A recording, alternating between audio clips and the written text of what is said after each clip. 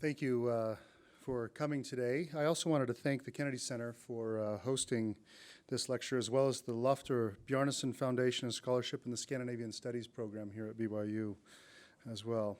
Dr. Lundskær-Nielsen received an MA in English and German from Copenhagen University and a Master's in Philosophy and Linguistics from Cambridge University and a PhD from Odense University. He was until recently senior lecturer in Danish at the University College London, UCL.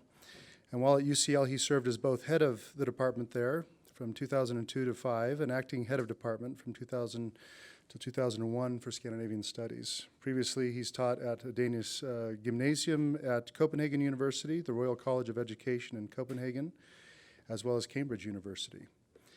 His publications include 2 books on historical linguistics. He has also co-written Danish, A Comprehensive Grammar, published by Routledge, as well as Danish, An Essential Grammar. These are texts that we actually use in our Danish language courses. Recently, Dr. Lundskær-Nielsen has increasingly turned his attention to the role and function of language in Hans Christian Andersen's fairy tales. Earlier this year, his chapter titled The Language of Hans Christian Andersen's Fairy Tales appeared in a volume titled More Than Just Fairy Tales, New Approaches to the Stories of Hans Christian Andersen. That appeared, as I said, earlier this year. That article, along with several others that he's written in the last few years, will form the basis of his lecture today. So please welcome Dr. Lundskær-Nielsen.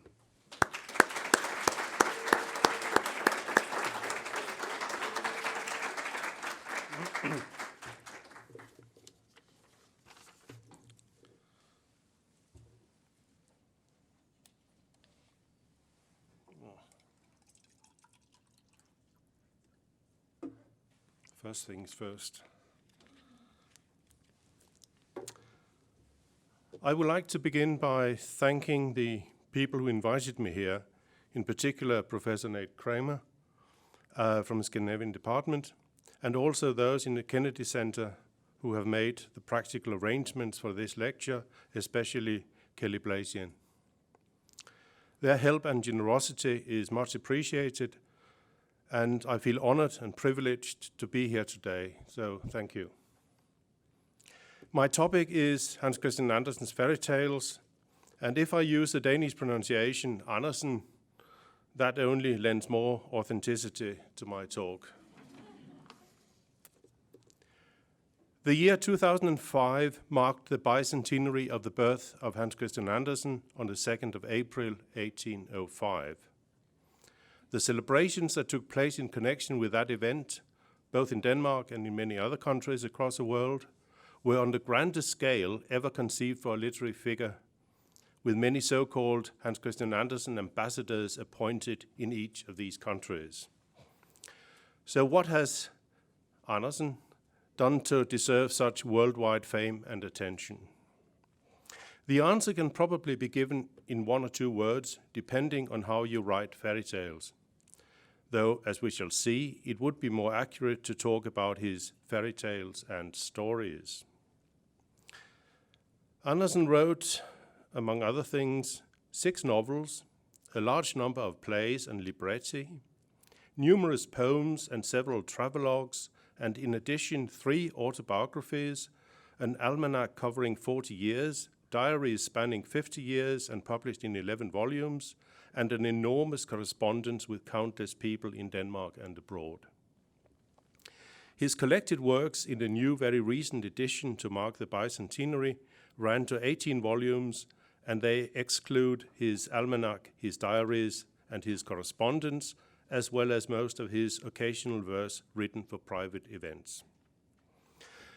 Some of these other works are still known in Denmark and elsewhere, and initially it was his first 3 novels that made him famous abroad, in the early years particularly in Germany, just as some of his travelogues became very popular at the time. A journal devoted to Andersen research, Anderseniana, has been in existence since 1933. But one has to admit that his worldwide fame nowadays rests solely on his fairy tales. They alone have catapulted Andersen to stardom to such an extent that he is now the most widely translated and one of the most read authors in the world, leaving writers such as Dante, Shakespeare, Molière, Goethe, Ibsen, and Strindberg, and other illustrious literary figures trailing behind. However, there has been a price to pay for this. Few people, at least outside Denmark, nowadays take Andersen seriously as a writer for adults. He is almost exclusively seen as a children's writer, and for that reason has long been confined to the nursery. This is also true of the Anglo-Saxon world, where many later writers of children's fiction have suffered the same fate. For reasons of time, I shall in what follows concentrate on Andersen's fairy tales and stories, but first a few words about Andersen's life and background. He himself has given a famous brief summary of his life, and I'm not referring to the ugly duckling.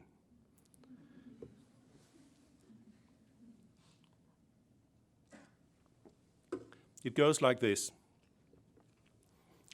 My life is a beautiful fairy tale, so rich and so blessed.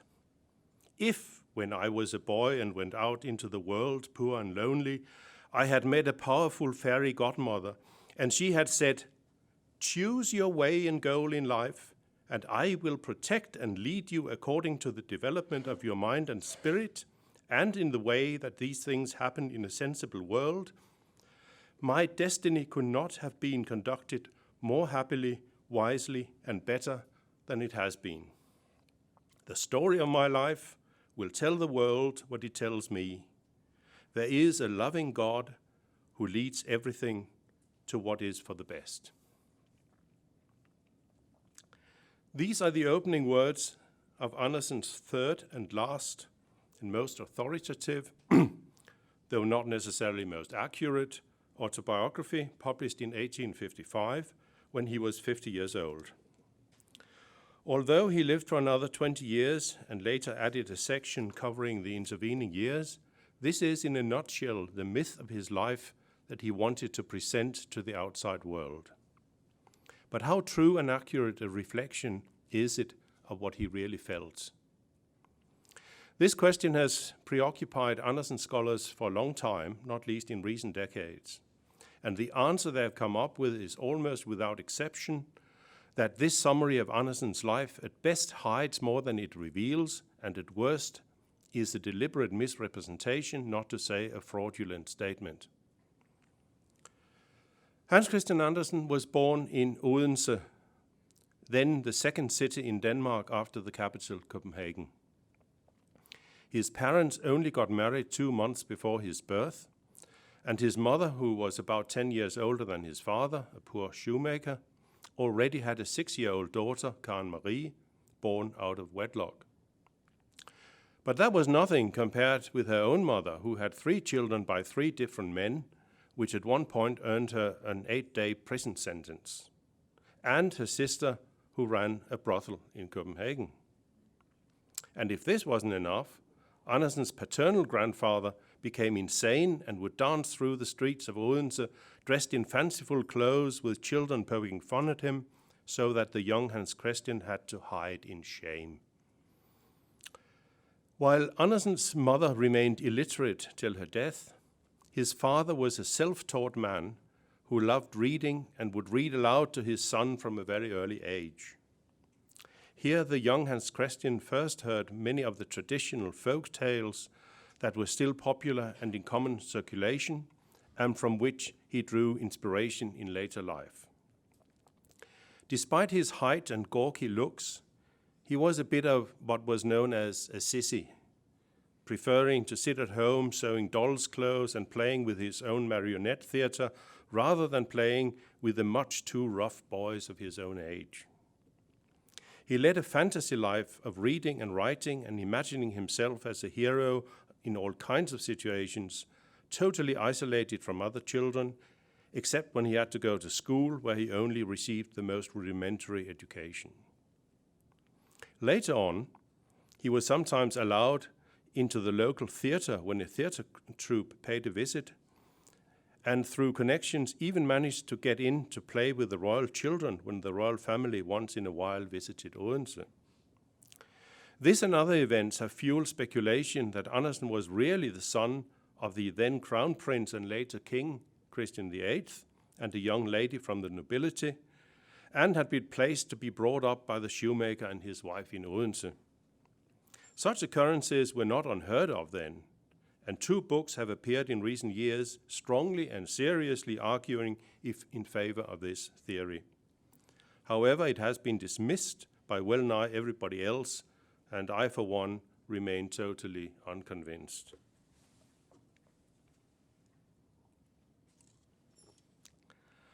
So, from childhood, Andersen felt a loner and an outsider, and this feeling of not fitting in followed him throughout his life.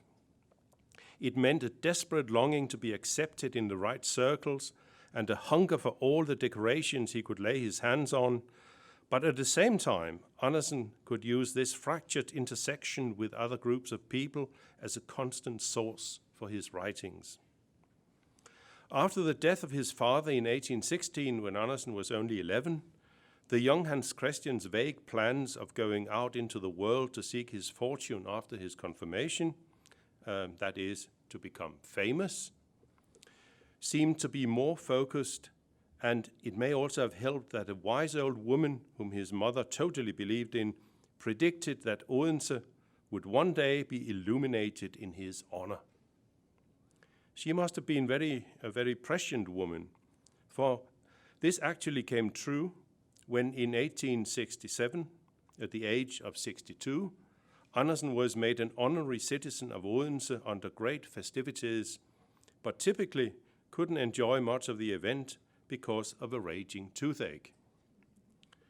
This is entirely symptomatic of Andersen's psychosomatic tendencies. Throughout his life, happiness and pain always went hand in hand, and he seemed to lack the ability to enjoy a given moment in life fully and with abandon. This inverted carpe diem theme is used by Andersen with self-mocking irony, something he was very good at, in his fairy tale of the little fir tree that waits impatiently for the next stage in its life to come along and totally forgets to enjoy the present until it is too late. Andersen certainly couldn't wait to leave Odense for Copenhagen, and did so in 1819 at the age of 14, even though he had no contacts there other than a letter of introduction to a solo ballerina at the Royal Theatre from a printer in Odense that she had never heard of.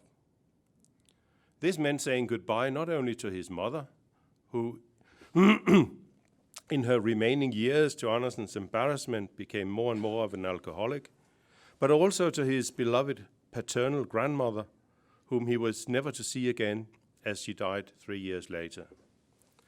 She is undoubtedly the reason for the frequent appearance of benign grandmothers in Andersen's fairy tales, for example in The Snow Queen, and above all, in the little match girl's dying vision.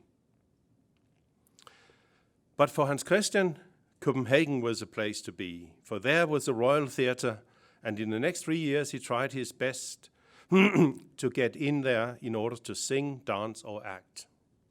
He did manage to get a foot inside and was given a few walk-on parts, but his voice, once it changed, was not good enough, and his clumsy body with the enormous feet and marked facial features, not to mention his obvious lack of real talent, militated against success in dancing and acting, so rejection followed upon rejection. But if he couldn't perform at the theatre, perhaps he could write for it. And this seemed to be his last hope of a career in the arts. He sent one play after another to the theatre direction and received without fail the expected rejections. Not only did he often lift whole chunks of text from other romantic plays of the day, but he had so little formal education that his spelling and use of grammar in general was abysmal. This did not deter him from persuading a printer to publish a book of his juvenilia, and some of the benefactors that he had managed to find to sign up for copies of it.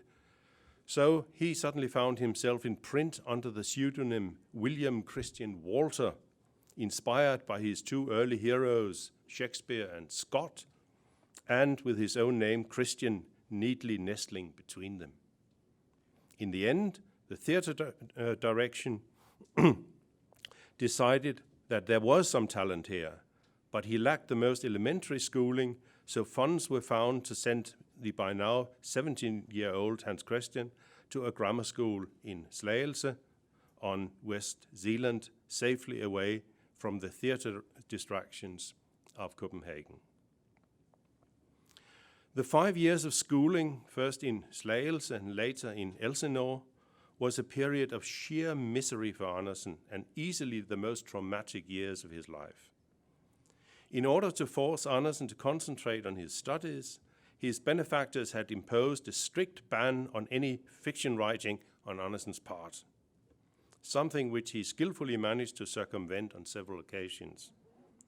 It was also during this time that Andersen started keeping a diary and continued to do so for the rest of his life, and it was during that period that he first got into print in the national press with a poem called The Dying Child, which with hindsight anticipates some important aspects of Andersen's later writings, particularly the fairy tales, not only in its theme, the death of a child, but more significantly in its perspective, since the experience of dying is seen entirely from the child's point of view, literally with its eyes. This was highly unusual for the time, but typical of Andersen's determination to flout existing rules when they stood in his way.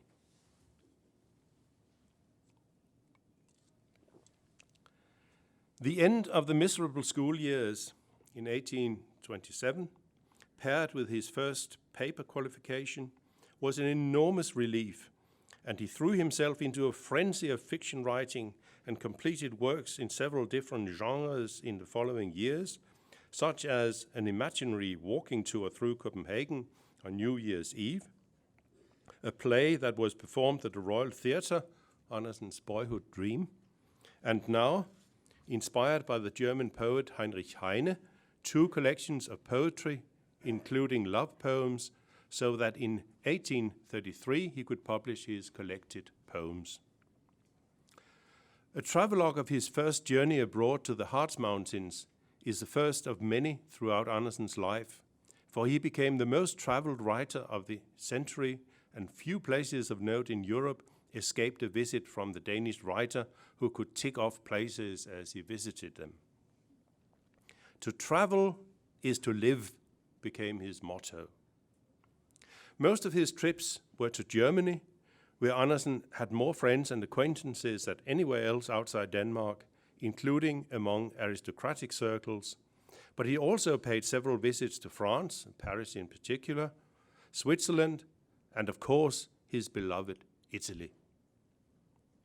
He traveled in all directions, to Sweden and Norway in the north, to Spain and Portugal in the southwest, through Italy and Greece to Constantinople, and back through Eastern Europe, sailing along the Danube, as well as 2 journeys to England, the first in 1847, when Andersen found himself lionized by the London Society and met the much admired Charles Dickens, and even reached Scotland, and the second 10 years later, when he was invited to stay with Dickens and his family at Gads Hill in Kent, and ended up being there for 5 whole weeks. That he undoubtedly outstayed his welcome is evident from the note that Dickens afterwards put up in the room that Andersen had been staying in, saying, "Hans Andersen slept in this room for 5 weeks, which seemed to the family ages." And Dickens' daughter, Kate, is quoted as saying, "He was a bony bore and stayed on and on." It is sometimes possible to talk about life-changing moments. Andersen had already experienced a couple of these, but it's hard to find better words to describe the impact on his life and writings of his first year-long European journey in 1833-34 through Germany, France, and Switzerland to Italy, with long stays in Rome and Naples, and back via Vienna, Prague, and Germany once more. It was not unusual for northern artists to be captivated by the treasures of Rome and the Italian climate, nature, and lifestyle, but the impression on Andersen was so profound that for sheer power and inspiration, it can best be compared with the impact a similar journey had on Goethe some 50 years earlier in his Italienische Reise. The immediate fruit of the journey to Italy was primarily Andersen's first novel, The Improvisatore, from 1835, which was an instant success and was soon translated into several languages. It is really the first Bildungsroman in Denmark and includes, among other things, the first description in a work of fiction of the Blue Grotto on Capri, which had been discovered a short time before Andersen's visit there. In the next 2 years followed 2 more novels, O.T. and Only a Fiddler. But in the meantime, something else had happened that would lead to a transformation of Andersen's career. In January 1835, he wrote to a female friend that he would soon publish some fairy tales for children in order to try to win over future generations. And soon afterwards, he wrote to his old friend, the writer Ingemann, that he had started some fairy tales told for children and thought that he would succeed. They were reworkings of tales that Andersen himself had heard as a child, and he had rewritten them exactly as I would tell them to a child, as he put it. In May 1835, the book appeared with the title Fairy Tales Told for Children. It contained 4 fairy tales: The Tinderbox, Little Klaus and Big Klaus, The Princess on the Pea, and Little Ida's Flowers. To another friend he wrote, I think that in these I have in a rather singular way expressed the childlike. And to yet another, people will say the work of my immortality, but adds, of course, I shan't enjoy the experience in this world. But if Andersen had ambivalent feelings about what he had started, one person did not. On reading the first 4 tales, his friend and mentor, and one of the father figures in his life, Hans Christian Ørsted, the famous physicist and discoverer of electromagnetism, told Andersen that if the Improvisatore makes you famous, those tales will make you immortal. On repeating this to someone else, Andersen significantly remarked, I myself do not think so. But as we've seen, he clearly thought that he was on to something new and had some hopes for them. If so, he must have been disappointed, for the scant criticism that they attracted was almost wholly negative, even from some of his good friends and sympathizers. Only 1 review appeared immediately and 3 others within the next 2 years. They were not only negative in their general judgment, but found Andersen's fairy tales dangerous. Words like depraved, inappropriate, harmful, inexcusable, indelicate, etc. are scattered around the reviews, and one reviewer warned him not to waste any more time on such stories. Undeterred, Andersen brought out another volume in December that year containing Thumbelina, the traveling companion, and the naughty boy, no doubt hoping that many homes would have it under the Christmas tree, but that didn't happen. And it was almost 2 years before a 3rd installment appeared with The Emperor's New Clothes and The Little Mermaid. It came with a thinly veiled but somewhat ironic threat that he might not carry on in this vein if they were not appreciated by the public. Fortunately, they were, and he did. But let's pause here and examine why the early fairy tales met with such strong criticism. And we can only do so by taking a quick look at what fairy tales were like before Andersen.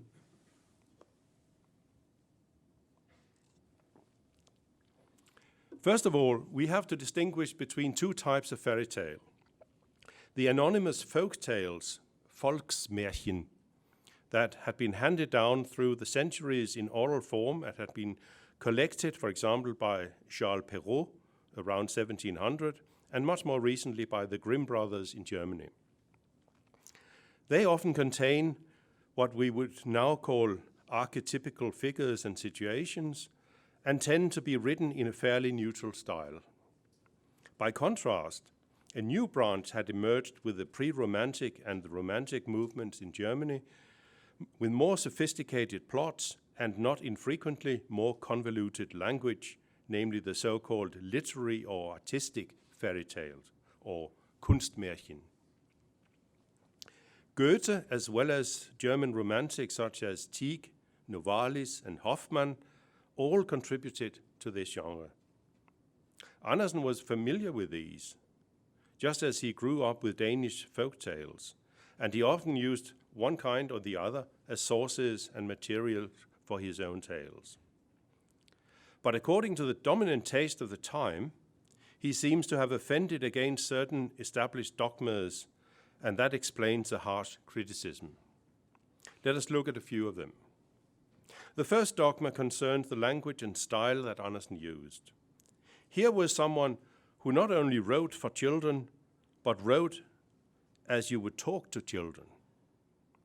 To transfer the spoken language to the page was unheard of before the 1830s and was roundly condemned. It was seen as unpedagogical and vulgar, and if the word yobbish had existed then, it would no doubt have been directed against Andersen. Besides, he included sounds, noises, onomatopoeic expressions which children loved, but adults, at least then, frowned on. His style was heavily paratactic with short main clauses, often long sequences of them interspersed with various expressions, while subordinate clauses were few and far between. He recreated artistically the oral delivery of children or adults who can enter into children's minds. It is, after all, a child who sees that the emperor has no clothes on, a notable alteration on Andersen's part of the original Spanish tale. It's not always easy to know whether something is said or thought by one of the characters or by the narrator. Their voices merge. It is a style that forces you to read fast and is associated with action and quick movement. It appealed directly to children, but was condemned by those adults who believed that children should only read, and have read aloud to them, the kind of language that would teach them to speak and think like grown-ups. Andersen's radical breach with the established style is evident from the first sentences of his first tale, when the soldier in the Aladdin-inspired The Tinderbox marches onto the stage. A soldier came marching along the road, left, right, left, right. He had his knapsack on his back and a sword at his side, for he had been off to war and now he was on his way home. Then he met an old witch. She was so hideous. Her lower lip hung all the way down to her breast. She said, "Good evening, soldier. What a nice sword and big knapsack you have. You must be a real soldier. Now you shall have all the money you could ask for." We are into the action immediately, and it catches the child's attention. Adults may wonder, from a rational point of view, why the soldier keeps marching as if in a drill when he is alone. We may also wince at the term witch and her appearance, and suspect that she may have some ulterior motive for her apparently boundless generosity. But would a child? Later, when the soldier comes up from inside the tree with his pockets and knapsack full of money and the tinderbox in his hand, he behaves brutishly towards the old woman who has given him all this and just wants one item which after all belongs to her. In a few lines she is dismissed and dispatched. "What do you want the tinderbox for?" asked the soldier. "That's none of your business," said the witch. "You've got the money. Now just give me the tinderbox." "Fiddle faddle," said the soldier. "Tell me at once what you want it for, or I'll pull out my sword and chop your head off." "No," said the witch. So the soldier chopped her head off. There she lay. But he wrapped up all his money in her apron, slung it in a bundle over his shoulder, stuffed the tinderbox in his pocket, and headed straight for the city. So no hesitation and no remorse, just pure instinctive action. Is that how you teach a child moral values? Many of Andersen's contemporaries would have asked that question. Andersen later wrote this about his early style in the fairy tales. In style, one ought to hear the narrator. These stories were made to suggest oral delivery, and they were told for children, but their elders should also enjoy listening to them. This last point is important, for Andersen wanted his tales to be read at different levels, and not only as children would understand them. It's a fundamental mistake to see them only as children's literature. It was for this reason that he later quietly dropped the addition "told for children." There should no longer be any excuse for adults not to read and ponder the tales. Even later, he begins to use the title stories or stories and fairy tales, for by that time Andersen certainly no longer wrote primarily for children. As his outlook on life darkened, so did his stories. And it wasn't long before he realized that here he had found a safety valve, a form that allowed him to express what he couldn't express in any other way. But we shall return to that point. A second dogma that Andersen had sinned against was the prevailing view of childhood. It is true that the state of childhood had interested certain individuals in the past, for example, John Locke, and above all, Jean-Jacques Rousseau, and the Romantic school put this stage in life high on its agenda. But whether it was the Romantic writers in Germany or English poets like Blake and Wordsworth, they seemed to present an idealized image of childhood and didn't on the whole view things from the child's perspective, let alone express it in children's language. It may therefore be argued that Andersen was the first writer since Rousseau who uncompromisingly placed the child with all its faults in the center of his writings, and who was able to accept children on their own premises and without condescension. This was revolutionary, and Andersen paved the way, not least for the later English children's writers, beginning with Lewis Carroll. The order "off with her head" in Alice in Wonderland comes straight out of the tinderbox. A third dogma that was provocatively flouted was that Andersen's fairy tales contain no apparent moral. Think of the tinderbox, where the king and the queen are thrown up by the dogs at the end and fall down and break into pieces, and the soldier takes over. It's a palace coup, and how it passed the censorship of the day is beyond me. But of course, it was only a fairy tale. The endings may be happy or unhappy, but they are not in general accompanied by any superior know-all admonition to the reader. On the contrary, Andersen often makes a humorous or ironic statement at the end.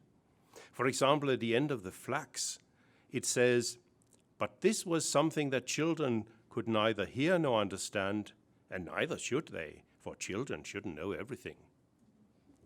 And when the poor fir tree that never felt real enjoyment is finally burned in the furnace, and in glimpses thinks back on its life and its happiest evening, that is Christmas Eve, we are simply told that now it was over, and the tree was over, and the story too. Over, and that's what happens to every story. Or take the mock-ironic beginning of The Snow Queen. All right, now let's begin. When we reach the end of the story, we'll know more than we know now, for it was an evil troll. Of course we'll know more. When is that not the case in the story? This brings us to yet another typical Andersen ingredient, humor. Something that readers who only know Andersen's fairy tales from translations often fail to notice or appreciate.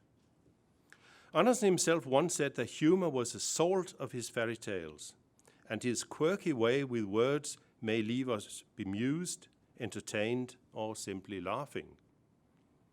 In the ultra-short tale, The Drop of Water, we find the following sentence. There once was an old man whom everybody called Creepy Crawly, for that was his name. Where other people might have said, there once was an old man called Creepy Crawly, Andersen adds a strange piece of information that people called him something because it was his name. A little later in the tale, we hear of another old troll who didn't have a name, and that was the fine thing about him. Why, we may ask, but there's no answer to it. There's often a direct line from Andersen to the absurd and even Kafkaesque in the 20th century. The emphasis on hearing and listening rather than reading is fundamental to Andersen's style and attitude, and this is a feature not least directed at children. Again and again we find expressions such as this one from the beginning of Little Klaus and Big Klaus. Now we are going to hear what happened between those two, for this is a real story. Hear, not see or read, for the emphasis is on listening and reading aloud. Andersen himself was a master at reading his own fairy tale to an audience, and he loved doing it. Whether it was to the noble and royal families where he was often a guest, or to a circle of friends closer to home, he always insisted on complete silence and would not have anyone sitting behind him. The few people who were lucky enough to hear both writers read from their works all put Andersen above Dickens, partly because of his ability to enter into a different world, as it were, and completely lose himself in the text. With Dickens, or so we are told, the performer was always very much in evidence. But there was also a much darker side to Andersen in his writings. His ascent from the proletariat and attempts to fit into the civilized literary circles of his day were fraught with difficulties. One of his self-images is that of a swamp plant reaching for the light. He felt that the accepted bourgeois learning had been rammed down his throat, and he was never comfortable with it. So here's someone who on the one hand is desperate to prove his worth and measure himself against the best in the field, and at the same time couldn't accept the values of this Bildungssociety and what it was based on. Because of his background, Andersen felt an outsider throughout his life. His desperate but often unsuccessful attempts to adjust and accommodate himself to upper and middle class morals and values resulted in a nervous disposition characterized by oversensitivity, hypochondria, vanity, and a craving for recognition. He was emotionally volatile, reacting aggressively and completely out of proportion to the smallest perceived slight, let alone any rejection, but could also feel exultation and delirious happiness at seemingly trivial incidents. He would expose himself to countless dangers in traveling around Europe while being in constant fear of having his passport and documents rejected or stolen, and always carrying a rope with him so that he could escape from hotel rooms in case of fire. His fear of being buried alive was so great that he used to have a note lying on his bedside table saying, "I only look dead." His social insecurity, ambivalent sexuality, and fear of sex and death are all well documented. These factors made Andersen a very neurotic and difficult person to associate with and impossible to live with, but they also made him a superb observer. As an outsider, he noticed the behavior and habits of different social classes in minute detail, not least people's foibles and idiosyncrasies, and their individual ways of speaking.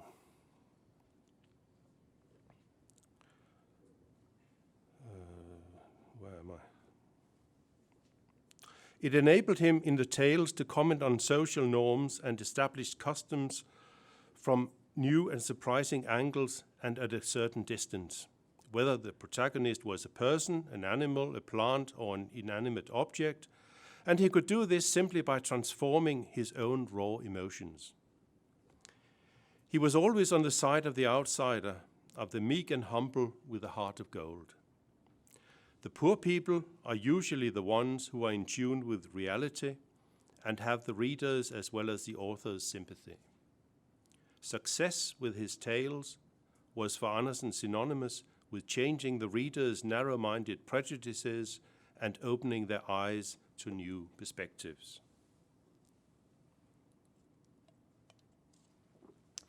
But where he tries to skate over many of these things in his autobiographies by painting a far too idyllic picture of himself and his life, we can read a very different story by looking at his diaries and indirectly his fairy tales and stories.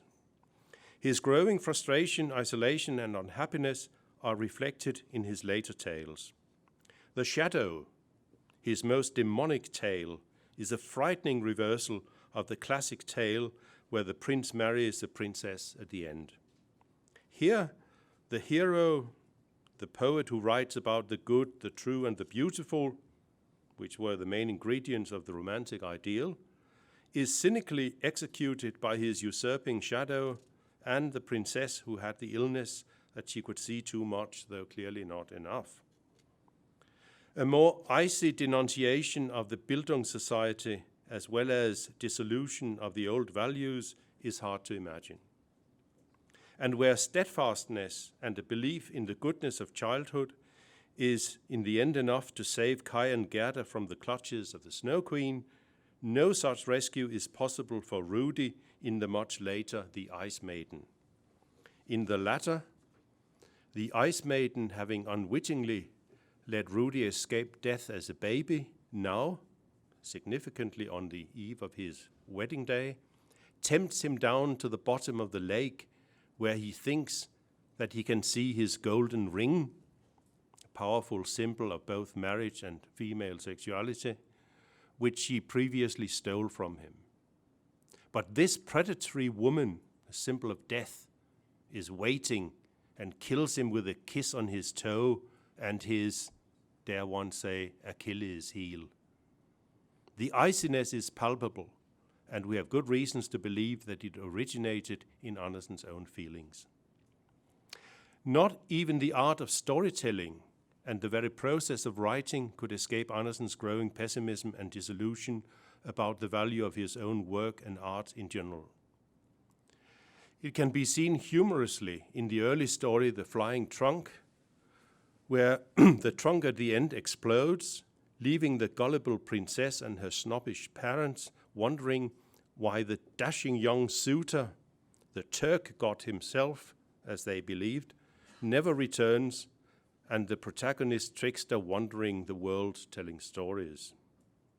This is just one of several variations on the theme of renunciation of love in favor of art, but art seen ultimately as a deception.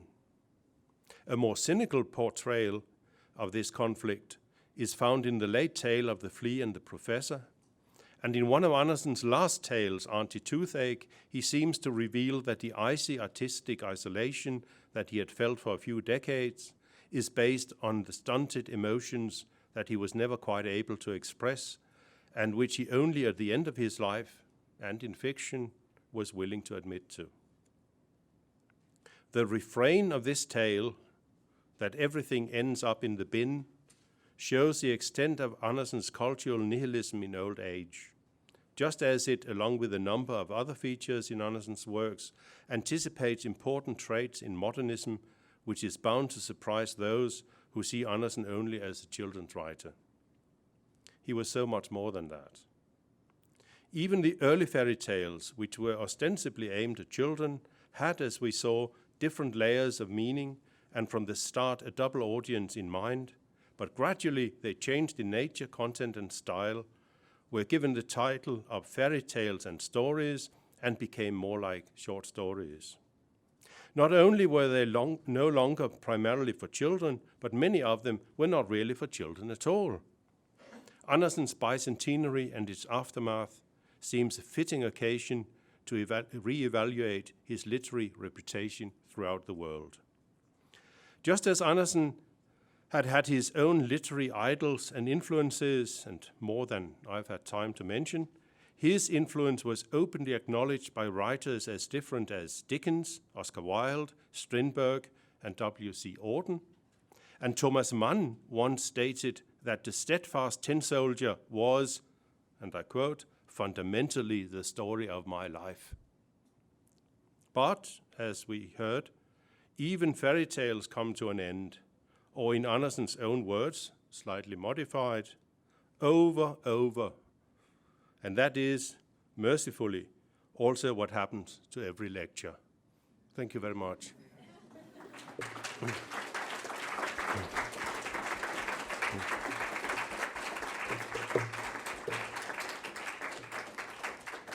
So we realize that some of you will need to run to your next class, but for those who would like to ask questions, we'd encourage you to come up to the mic. We'll just take a few minutes. Tell us your name, what you're studying, and we'll just go as long as we can until you need to go. Please go ahead. Hi, my name is Nicole Galbraith, and I'm studying public health. And from what you've said, it sounds like his ideas were radically different for the time and his writing style. So I was wondering, when did his new revolutionary style of writing begin to be accepted by society and by the upper academic society, and why do you think, and what allowed that to happen, I guess? Well, that's a very interesting point. When I said revolutionary, I was talking partly about the language used in the fairy tales and partly about some of the content, like the lack of moral ending and so on. It took a while, but I mean, his fairy tales did become popular in Denmark. I mean, it would be wrong to say other things. But Andersen always felt that he had a more receptive audience abroad than he had at home. And it was, well, partly true in some way and partly an example of sort of his feeling of inferiority at home, that he was never really accepted in the dominant literary circles in Copenhagen. Yeah. But gradually, he was seen as a great, at least fairy tale writer. And before the end of his life, his works, his collected works, were published in Denmark. Okay. So it wouldn't be true to say that he was just looked down at home. I mean, there was recognition, but he was different, and Different, yeah. there's no getting beyond that. Okay, thank you.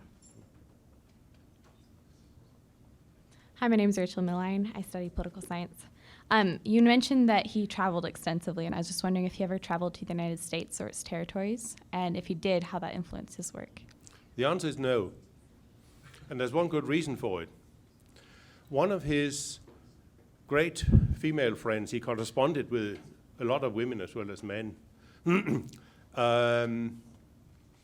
went or was going on a boat to America, but the boat went down and she drowned. And Andersen was terrified at that fate. Whether he would have gone if he had sort of felt different, I don't know. But that was the real reason. That was fear that he didn't go, because he did have a readership in America, and would have lapped up all the adulation that he would probably have got. Okay, thank you. Hi, my name is Matthew, and I was wondering if there were any, so at the time I guess Europe was a lot more religious than it is now, I would say, and were there any kind of religious symbolisms that were leaked into his stories? Oh yes, absolutely. So what examples? Yeah.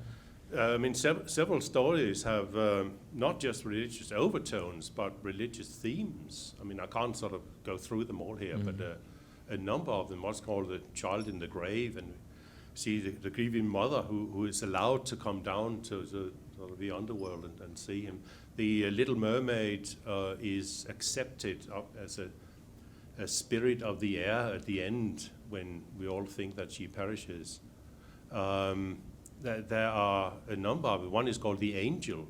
It's about, Andersen was a Christian, I mean, Protestant like his fellow countrymen, but he had sort of his own homemade religion. He didn't accept all the church's dogmas. But he was certainly, I mean, believed and as you could see from the quote earlier, that he sees his own success as being sort of directed by God in some sort of way. Okay, thank you. Hello, my name is Caleb. I was just wondering, in your opinion, which of his fairy tales is the most well written, or your favorite? You talked about the Tin Man a couple times, but is there one in particular that you consider the best? Yeah, that's an impossible question to answer. For many people, they would probably say the Snow Queen. That is sort of his greatest achievement. It's a very long story. I myself would also point to, I mentioned the Ice Maiden, which is rather strange and is set in Switzerland. And it contains so many different elements that you don't sort of normally have in fairy tales. The shadow is a bit like King Lear. It's almost too painful to read, but it's very well crafted and has sort of become one of the classic stories. And I also mentioned at the end, one of the last stories, Auntie Toothache. Again, I can't go into it, but it's really a story about art and will art survive, because it all goes in the bin, and the text in it is really a fragment found in a bin and read by somebody else about a writer who just couldn't accept the conditions of being a writer. So just when we think that it is totally nihilistic, we should remember that actually he created a great piece of literature out of it. But it certainly preempts the 1920s and 30s in its sort of style and structure. Thank you. Thanks for your questions, and join me in thanking Professor Lundskær-Nielsen. Thank you.